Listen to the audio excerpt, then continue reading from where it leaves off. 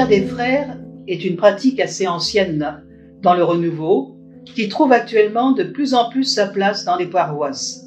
À la fin de la messe, la prière des frères réunit généralement 3 personnes, 2 priants, qui vont écouter et porter les intentions d'une 3e personne qui se présente pour que l'on prie pour elle, en exposant sa demande ou en restant même en silence.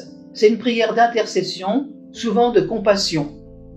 C'est la mise en pratique fraternelle d'une recommandation évangélique. Je vous le dis encore, si 2 d'entre vous s'accordent sur la terre pour demander une chose quelconque, elle leur sera accordée par mon Père qui est dans les cieux. En effet, quand 2 ou 3 sont réunis en mon nom, je suis là au milieu d'eux. Matthieu, chapitre 18, versets 19 à 20. À cette occasion, l'un ou l'autre priant peut ouvrir la Bible, au hasard, et donner une parole ou citer de mémoire un passage biblique, supposé s'adresser à celui qui demande la prière. La prière des frères demande une attitude de serviteur. Ce n'est pas le temps de la direction spirituelle, c'est le temps de l'écoute fraternelle. Il est important de ne pas s'immiscer dans la vie de celui qui vient demander la prière en lui posant des questions. Il peut rester en silence. Dieu connaît sa demande. Ce n'est pas le temps des longs discours. Une simple parole pleine de compassion peut réconforter. Pendant la prière des frères, le recours de la parole de Dieu demeure un élément fort. Tirer une parole est une pratique assez répandue dans ces groupes de prière. La Bible est ouverte au hasard et le texte reçu est considéré comme donné par Dieu. Le recours à cette pratique demande prudence et mesure. Il peut présenter un danger spirituel et psychologique si l'on fait de cette pratique un procédé systématique ou plus ou moins magique. Des personnalités fragiles peuvent y chercher une sécurité qui les déresponsabilise, comme si notre avenir était écrit, comme si on n'avait plus à assumer les risques de la liberté et les débats de l'intelligence. Inversement, des personnalités dominatrices ou séductrices peuvent s'en servir, consciemment ou non, pour manipuler un groupe ou des personnes. Le Nouveau Testament exhorte les baptisés à désirer et à rechercher les charismes, car ils sont donnés pour la construction de l'Église.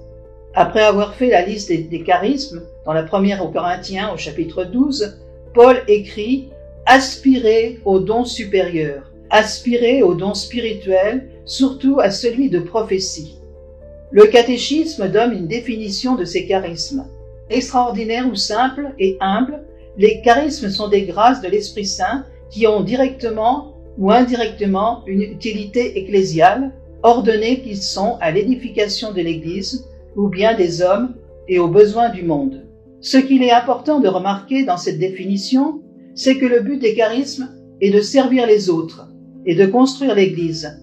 Les charismes ne sont pas destinés au bien personnel du receveur, mais sont donnés pour le bien d'autrui. Ce que saint Paul énonce ainsi, à chacun la manifestation de l'Esprit est donnée en vue du bien commun. Paul fait alors la liste d'une grande diversité de charismes et explique que c'est à travers cette harmonieuse interaction, alors que chaque membre de l'Église utilise ses charismes pour servir les autres, que le corps se construit dans l'amour. Paul enseigne aussi que le discernement est essentiel pour le bon exercice des charismes. N'éteignez pas l'esprit, ne dépréciez pas les dons de prophétie, mais vérifiez tout. Ce qui est bon, retenez-le. Gardez-vous de toute espèce de mal. 1 Timothée au chapitre 5. Ce qui est exprimé ainsi dans les évangiles, beaucoup me diront en ce jour-là, « Seigneur, Seigneur, n'est-ce pas en ton nom que nous avons prophétisé, en ton nom que nous avons chassé les démons, en ton nom que nous avons fait bien des miracles ?» Alors je leur dirai en face, « Jamais je ne vous ai connu.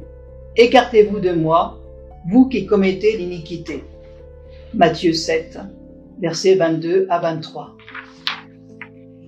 Le prophète biblique est celui qui, sous l'inspiration de l'Esprit Saint, parle au nom de Dieu.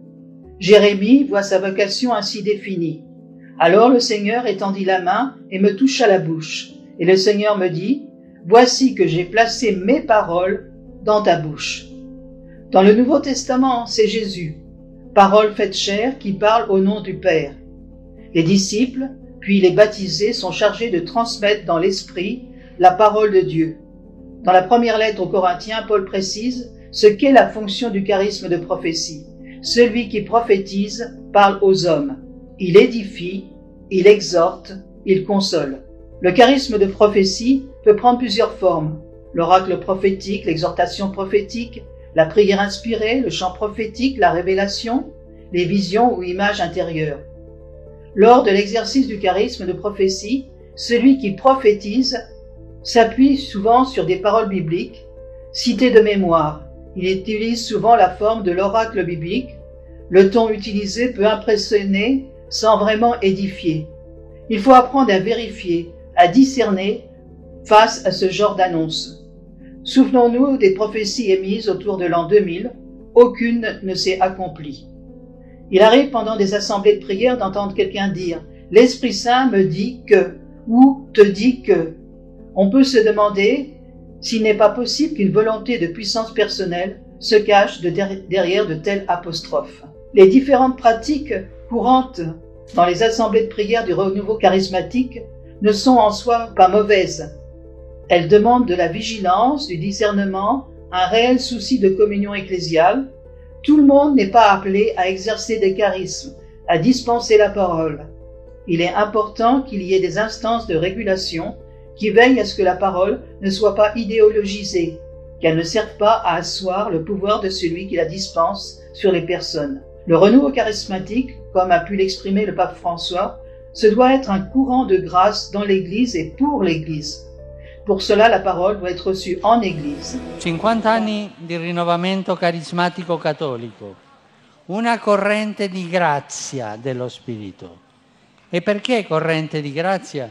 Perché non ha né fondatori, né statuti, né organi di governo. Dans Verbum Domini, Benoît XVI rappelait que le lien originaire de l'interprétation scripturaire est la vie de l'Église, d'où l'importance que les groupes de prière, les communautés soient en communion avec l'Église, que les lectures bibliques qui sont faites suivent le rythme liturgique de l'Église, que l'unité dans sa diversité du corpus biblique soit manifestée.